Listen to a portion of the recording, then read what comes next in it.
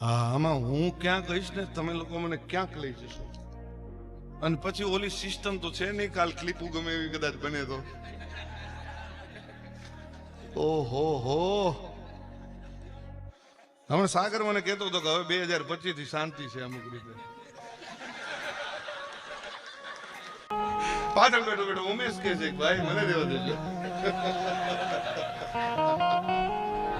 હું આની પહેલા 2022 માં બોલ્યો હતો કે 2022 માં મેં એવું સ્ટેટમેન્ટ આપેલું કે 2025 માં હું સિલેક્ટેડ ડાયરા કરીશ.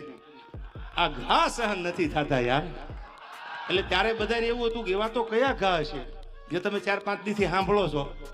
અરે તમારી જાતના સાલાવ ખદડાવ,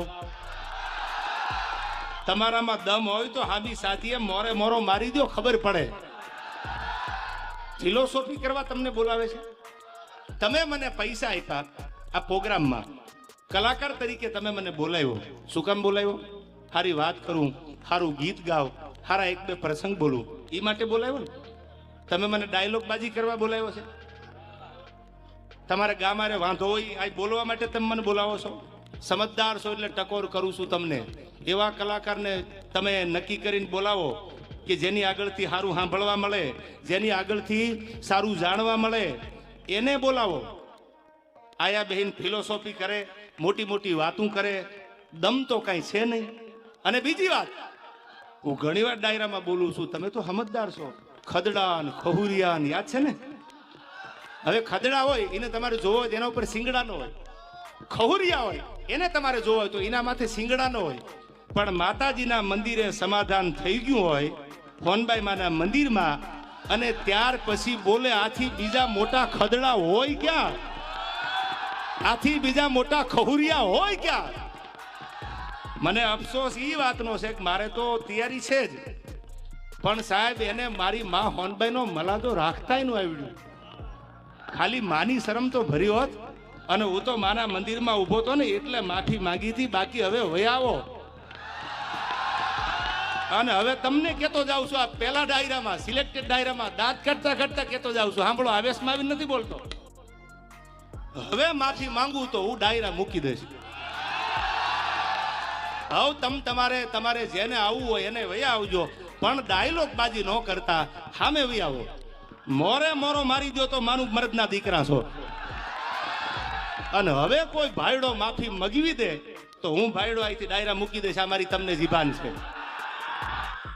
નીકળી હાલ્યા છો ગામની પ્રજાને બગાડવા યાર. સારું શીખવાડો ને, સારી વાતું કરો ને. બાયું ચડાવવાનું શું કામ શીખવાડો છો? આવનારી પેઢી છે, આ ભારતનું ભવિષ્ય છે. આમાં કોઈ કલાકાર બનશે, આમાંથી કોઈ કથાકાર બનશે, આમાંથી કોઈક ડોક્ટર બનશે, આમાંથી કોઈક એન્જિનિયર બનશે, આમાંથી કોઈક મોટો માણસ બને, એવું શીખવાડો ને.